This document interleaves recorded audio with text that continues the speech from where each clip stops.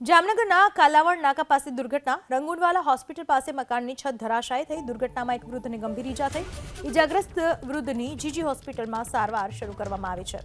જામનગરના કાલાવડ નાકા પાસેની આ ઘટના છે રંગુનવાલા હોસ્પિટલ પાસે એક મકાનની છત ધરાશાયી થઈ દ્રશ્યમાં જોઈ શકાય છે જે પ્રમાણે છત ધરાશાયી થઈ તેના કારણે એક વૃદ્ધને ગંભીર ઈજા પહોંચી છે ઈજાગ્રસ્ત વૃદ્ધને સારવાર માટે હાલ જામનગરની જીજી હોસ્પિટલમાં ખસેડવામાં આવ્યા છે મકાનનો સામાન પણ તહેસ નહેસ થઈ ગયો